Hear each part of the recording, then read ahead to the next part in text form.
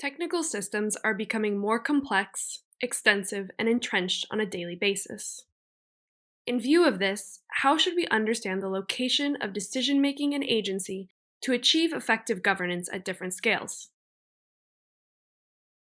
Consider the following setup: a trolley, two rails, a pile of people, and a lever.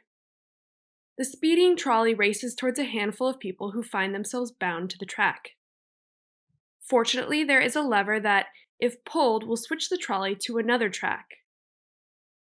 Unfortunately, another person happens to be bound to the second track. The question is, should you pull the lever or not? The setup is a moral dilemma: you, a lever, and a decision. Do you intervene in order to spare 5 lives over the one? Or, in actively engaging, are you committing an immoral act? And is it even possible to compare the value of lives to begin with? The dilemma focuses on a moment of agency. It supposes isolated and pure decision-making, but its cartoonish simplicity is deceiving. Maybe the question you should be asking yourself is, how did you even get into this situation to begin with? Had not the track been laid in this particular fashion? Had there been a third or even a fourth track? Had any number of alternative infrastructural or design elements been in place, the problem would be a different problem entirely.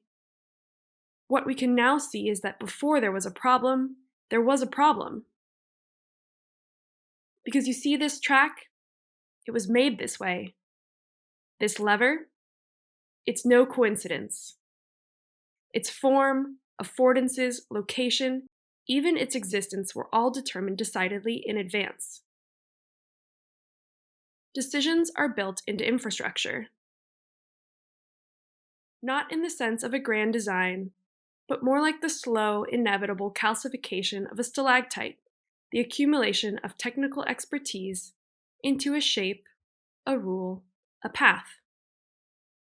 At the same time, infrastructure is built into the moment of decision. Each decision, small or large, lays the track of the possible. Infrastructure is what speeds the train down the tracks, as much as it is a design of the problem, as much as it creates the decision space in its entirety. When you consider the track, the simplicity of the setup is revealed as the consequence of an accumulation of design decisions that put the train on its fateful track to begin with. Consider this as technocracy in its stealthiest suit. The rule of and by technical systems, along with the path dependency that ensues. This isn't technocracy in scare quotes. This is the technocracy that very simply always was, a machinic mode of conditioning decisions. But what if there had only been one track? Or what if you had never heard of levers? Would you, or even could you, recognize yourself as an agent, as you did in the classic setup of the trolley problem? Only when the problem is framed in infrastructural terms does the decision space become legible as technocratically conditioned. The trolley problem, as conceived as an infrastructural problem, is not all doom and gloom. It's an epiphany. It is the fish that realizes it lives in water. When we see that infrastructure conditions decisions, when we see infrastructure as compositions of the decisions that came before, when we really see infrastructure instead of letting it disappear as a naturalized just is, we can start to reconfigure the parts. Add a track here or there, drop in some extra levers. Why not put some better brakes on the train? When we see the making of infrastructure is the making of future decision spaces, we can even begin to ask what isn't in the picture at all. This new technocratic framing doesn't wish away the steaming train. Regrettably, a decision at the lever must still be made.